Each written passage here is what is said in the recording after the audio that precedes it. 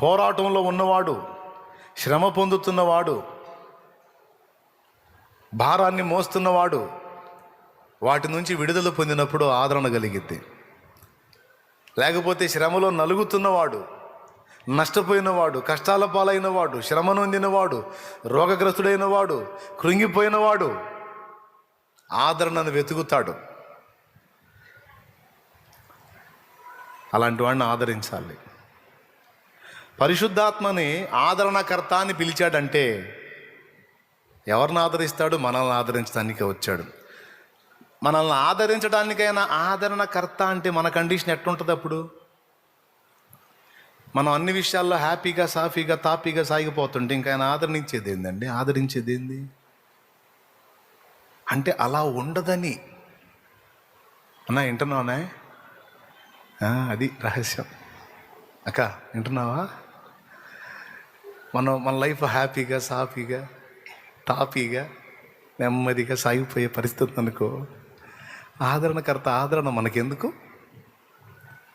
అంటే అలా ఉండదని. అడుగడుగున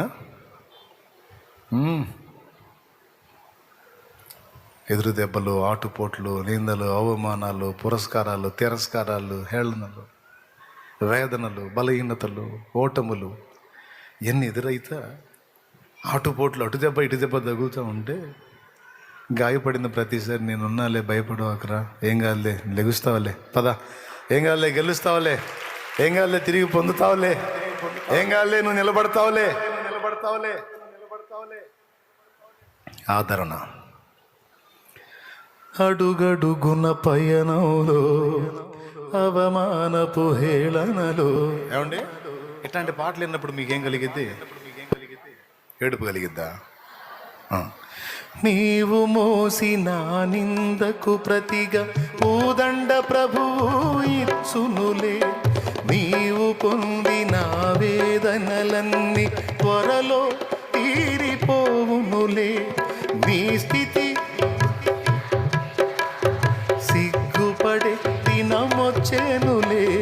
నీ స్థితి సిగ్గుపడే దినమొచ్చేనులే. విడుదల సమీపించేను. రైట్. ఇట్లాంటి పాటలు విన్నప్పుడు ఏం కలిగిద్ది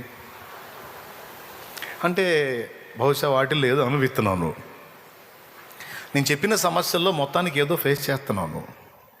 సో ఈ మాట తగిలినప్పుడు నీకు ఆదరణ. నాలో ఉండి ఆ పాటను పలికించి అది నీ చెవిదాకా వచ్చేటట్టు చేసింది ఆయనే. లేకపోతే నాకేం తెలుసు? ఆయన నిన్ను ఆదరించాల్సిన అవసరం నాకేంది? నన్ను ఎవరన్నా ఆదరిస్తే బాగుండని నేను అనుకుంటా. నాకుండే సినిమా కష్టాలు నాకున్నాయి. ఆయన ఆదరిద్దాం, ఏమైనా ఆదరిద్దాం, ఈ శోపంతా నాకెందుకు? నన్ను ఎవరు ఆదరిస్తారో నేను ఎదురు చూస్తా. అలాంటిది నా అగచాట్లన్నీ పక్కన పెట్టి నువ్వు ఎదుటి వాళ్ళని ఆదరించాలని ఆయన అని నన్ను పురికొల్పి నాలో ఉండి ఆ పదాలు పలికించి అవి మీ చెవుల దాకా వచ్చేటట్టు చేసి అవి విన్నప్పుడు మీ హృదయాలు స్వాంతన పొందేటట్టు ఎంత చేసింది ఎవరు? నేను కాదు. సరే మహా అయితే పాడామనుకో, అది నీ దగ్గర రావాల్సిన అవసరం ఏముంది? ఎట్లొచ్చిందో వచ్చింది నీ దగ్గరికి ఆశ్చర్యంగా. నిన్ను పిలిచిన దేవుడు నమ్మదగినవాడు. కలుపుకొని ఎలుకల మందు పారేసింది ఈ పాటిని ఒక ఆమె. ఇక్కడే ఉంది, ఆడ పరిచయం చేస్తూ ఉంటుంది. చిన్న వయసులో భర్త చనిపోయాడు, మందు కలుపుకుంది, ఎలుకల మందు కలుపుకుంది గ్లాసులో. ఈ పాట విడుదలైనప్పుడు అది శాంతినగర్లోనే కోవటం జరిగింది. 4వ పాటల సీడీ అది. తీసుకెళ్ళిన వాళ్ళు ఎవరో ఇంట్లో పెట్టారు ఆ పాట. ఇంటి పక్కనే ఉంది, సిద్ధపడుతుంది చావుకి. పరిస్థితులు బాగలేవు, భర్త చచ్చిపోయాడు, చిన్న చిన్న పిల్లలు, బతుకు దుర్భరం అయిపోయింది, చచ్చిపోతే పోయేద్దాన్ని. గ్లాసులో ఎలుకల పేస్ట్, గుళికలు ఉంటాయంట కదా, ఎలుకలకు పెట్టి అవి కలుపుకొని మంచి పవర్ఫుల్ కలుపుకొని గ్లాసు ముందు పెట్టుకొని ఏడుతుంది. ఇక సావాలిగా, మరి సావాలంటే ఈజీగా చస్తావా? బాధ కదా. తాగుబోతాళ్ళు మందు తాగడానికే పాపం దానికోసం ఎన్నో బాధలు పడి తీరా గ్లాసులో పోసుకొని దాన్ని పెట్టుకొని ఒక పట్టం తాగరు. అంటుంటాడు, ఓరే నాయన వాళ్ళ బాధలు వాళ్ళ ఫీలింగ్ అసలు చూడలేం. నోట్లో నీళ్లు ఊరుతుంటే వాడికి కాదు మనకు ఊరుతుంటే వాడి పాటలు చూస్తుంటే. ఒక్కొక్కడైతే మరీ విడ్డూరం, ఈ ముక్కు మూసి ఆగి మింగలేక మింగి అవునా. మందుని అంత ప్రేమించేవాడు తాగటానికి ఇబ్బంది. అది విషం, ఇది పెట్టుకొని చూస్తూ ఉంటే పాపం. అట్లా పాట పెట్టారు, అది వినపడింది. పాట స్టార్టింగే అవసరాన్ని బట్టి అగ్ని వంటి శ్రమలు కలిగితే నువ్వు కలత చెందవా కానీ వచ్చింది. నువ్వు పెట్టుకొని ఏడుచుకుంటా కూర్చుంటే అవసరాన్ని బట్టి అగ్ని వంటి శ్రమలు కలుగుచున్నవని తెలిసి. అంటే ఈ పాట నేను పాడాను జనం బతికారని కాదు, ఇట్లాంటి ఎంతోమంది భక్తులు రాశారు, అవి ఎంతోమందిని బతికిచ్చినాయి. మళ్ళీ ఈ ఒక్కటి నేను గొప్ప అని మళ్ళీ హెచ్చుల కోసం చెబుతున్నాను అనుకుంటారు. మళ్ళీ అదొక స్వప్నం ఉంది, అందుకని చెబుతున్నాను నేను. అన్నీ చూసుకోవాలిగా, అందుకని.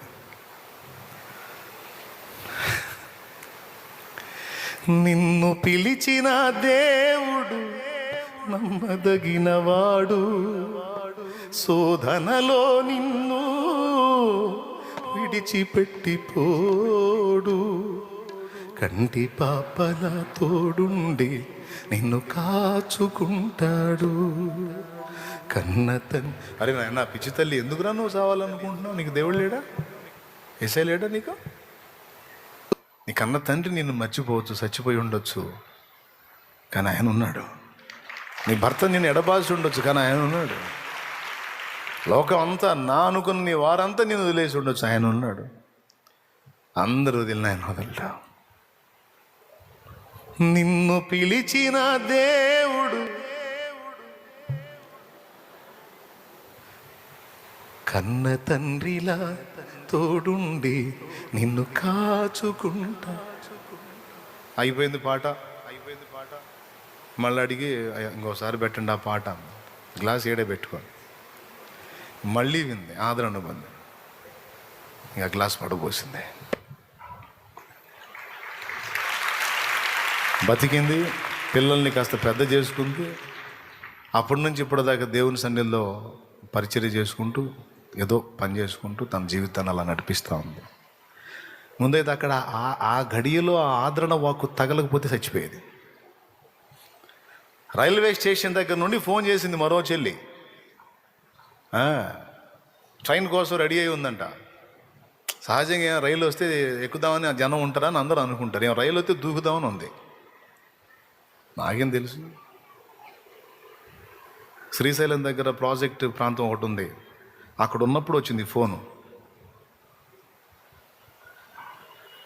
అక్కడున్న ప్లాట్ఫామ్ మీద ఎవరు జనం ఉంటారు కదా తిరిగేవాళ్ళు, ఒక ఆయన అక్కడ ఉన్న అరుగు మీద కూర్చొని పాట పెట్టుకున్నాడు. చెమ్మగిల్లు కళ్ళల్లోన కన్నీళ్ళు ఎంత కాలం. ఈ పాటలోని మాటలు ఆమె టచ్ చేసినాయి. ఇంకొంచెం దగ్గర పోయి ఈలోపు బండి రావటం లేట్ అవుతుంది. ఆ పాట వింది, ఆ పాటలో మాటలు తగిలిన ఏడ్చుకుంటా ఉంది. తన దగ్గర ఉన్న సెల్ ఓపెన్ చేసి ఆ సాంగ్ టైప్ చేసింది, పాట వచ్చింది, విన్నది, మళ్ళీ వింది. దేవుడే నాతో మాట్లాడాడని అర్థం చేసుకుంది. ఇక ఆలోచనను వదిలేసుకొని మళ్ళీ తిరిగి రిటర్న్ ప్రయాణమై ఫోన్ చేసింది. ఇలాంటి కండిషన్లో నేను వచ్చాను, ఇలాంటి ఆలోచనలో నేను వచ్చాను. సో చచ్చిపోవాలనుకొని వచ్చాను. ఈ సమయంలో ఈ ప్రాంతంలో అసలు వాస్తవంగా ఇలాంటి పాట వినబడే ఛాన్సే లేదు, కానీ అతను ఎవరో పెట్టుకున్నాడు, నాకు వినపడింది. నేను అది విన్నాను, నేను తృప్తి చెందాను, నాకు దేవుడు ఉన్నాడన్న భరోసా వచ్చింది. సో ఇక చావాలనుకోవట్లేదు నేను, శాలేమన్నకి చెప్పండి అన్నా అని ఫోన్ చేసింది. అంటే ఇది శాలేమన్నకి దక్కాల్సిన ఘనత కాదు. శాలేం అనేవాడు ఒట్టి గ్లాసు ఏంటి, ఆ గ్లాస్లో వాటర్ నింపి, లేదా కొబ్బరి నీళ్ళు నింపి, లేకపోతే జ్యూస్ నింపి నీకు త్రాగనిచ్చి నీకు సేద తీర్చింది ప్రభువు, ఆయన యొక్క ఆత్మ. ఆయన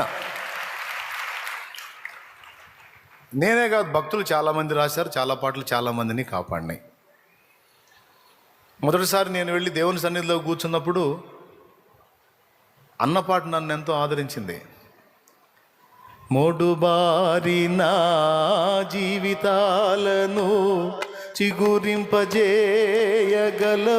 నీవు,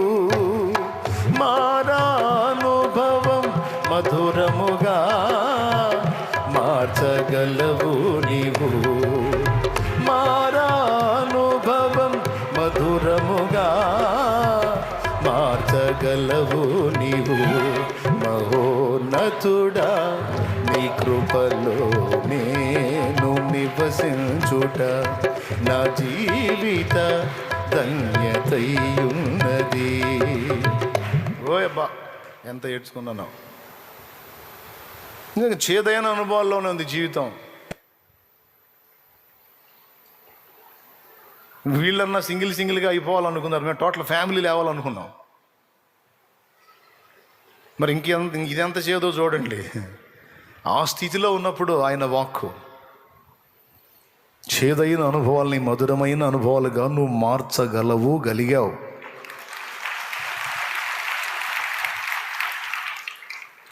ఇవన్నీ నా దగ్గరికి మీ దగ్గరికి వచ్చేటట్టు చేసింది ఎవరు? భక్తులకు ఆ పదాలు ఇచ్చింది ఎవరు? వారి పెదాల మీద వారి స్వరాల్లో ఆ పాటలు నాట్యం ఆడేటట్టు చేసింది ఎవరు? అవి నీ చెవులకు వచ్చేటట్టు చేసింది ఎవరు? అవి నీకు వినబడ్డప్పుడు ఆదరణ కలిగించింది ఎవరు? అబ్బా, పరిశుద్ధాత్ముడు, ఆదరణకర్త, మంచి ఇన్ఫార్మర్. ఏది చేయాలో చెబుతాడు, ఏది చేయొద్దో చెబుతాడు, ఎప్పుడు ఎలా కదలాలో చెబుతాడు. ఓవర్ యాక్షన్ చేయకుండా కొద్దిగా ఆలోచన తీసుకుంటే, ఓవర్ యాక్షన్ చేసి ముందుకు పోతే మొహం బాలు కొట్టుకుంటాం. కొద్దిగా నిదానం కలిగి ఆయన ముందు కాస్త కూర్చొని ఏం చేయమంటాం అంటే సలహా చెబుతాడు, ఎట్లా చేయండి.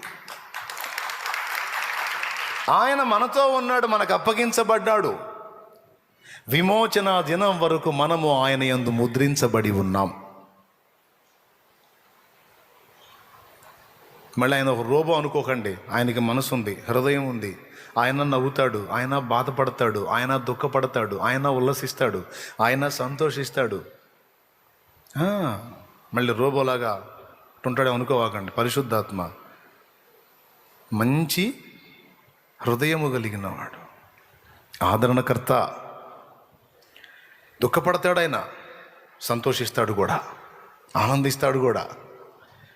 మనం యేసయ్యకు నచ్చే విధంగా, యేసయ్య మెచ్చే విధంగా, తండ్రి సంతోషించే విధంగా మనం ప్రవర్తించామనుకో, పరిశుద్ధాత్మ మన యందు ఆనందిస్తాడు. ఒక వ్యక్తి విషయంలో మనం త్యాగం చేసామనుకో సంతోషపడతాడు. ఒక వ్యక్తికి మనం హెల్ప్ చేసామనుకో సంతోషపడతాడు. బాగా చేసావు, శభాష్ అంటాడు. ఎక్కడన్నా తేడా పడ్డామనుకో, నువ్వు ఇలా చేయకుండా ఉండాల్సింది అంటాడు. ఎక్కడన్నా దోషణ వచ్చిందనుకో, నువ్వు దేవుని కుమారుడివి కదా, దేవుని కుమార్తెవి కదా, దేవుడు తన నోటితో దోషణలు పలుకుతాడా? దేవుడు తన నోటితో దోషణలు పలుకుతాడా? నువ్వు దేవుని కొడుకువి, కూతురువై ఉండి ఎట్లా దూషిస్తున్నావు? బాధగా ఉంది నువ్వు అట్లా మాట్లాడుతుంటే.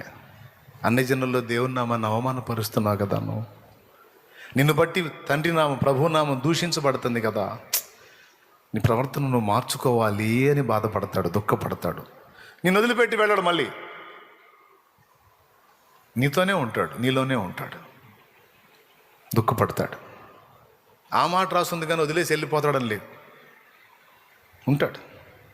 కానీ దుఃఖపడతాడంటే ఆయన ఫీల్ అవుతాడు.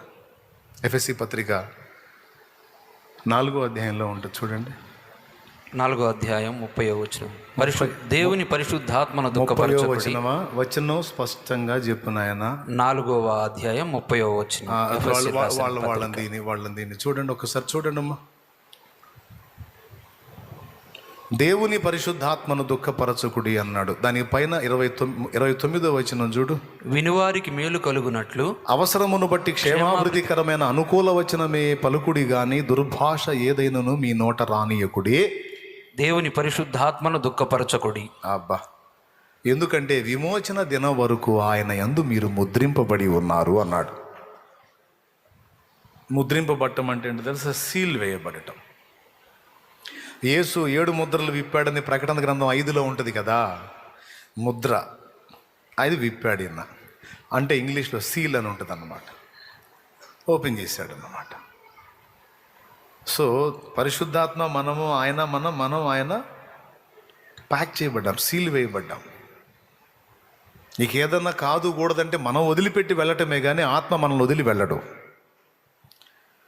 నువ్వు సంతోషకరంగా ఆయన ఆనందపడే పనులు చేస్తే ఆనందపడతాడు, నిన్ను ప్రోత్సహిస్తాడు, వెన్నుతడతాడు. నువ్వు కృంగిపోతే లేవనెత్తుతాడు, దుఃఖపడితే ఆదరిస్తాడు, ఓదారుస్తాడు, అన్నీ చేస్తాడు. పిచ్చి పనులు చేసావంటే ఫీల్ అవుతాడు కూడా. ఖచ్చితంగా బాధపడతాడు. ఇలా బాధపడే ఒక వ్యక్తి, నీ విషయమై దుఃఖపడే ఒక వ్యక్తి, నీ గురించే ఆలోచించే ఒక వ్యక్తి నీకున్నాడనే సత్యం నువ్వు ఎరుగుదువా? అసలు యేసు రక్తములో కడగబడిన ప్రతి భక్తునికి, భక్తురాలికి పరిశుద్ధాత్మ ఇలాగూ తోడై ఉన్నాడు. ఆయన ఎందుకు ఇంతసేటు ఆయన గురించి చెప్పానంటే, ఆయన అసలు ఒకడు ఉన్నాడన్న సంగతే మనలో చాలామందికి తెలియదు. అంటే విన్నారు, వాక్యంలో పాటలు కూడా పాడతారు, చాలా సంగతులు మనోళ్ళు వింటారు, పాడతారు, ఆలకిస్తారు, ఇతరులు కూడా చెబుతారు, కానీ వారు నమ్మరు.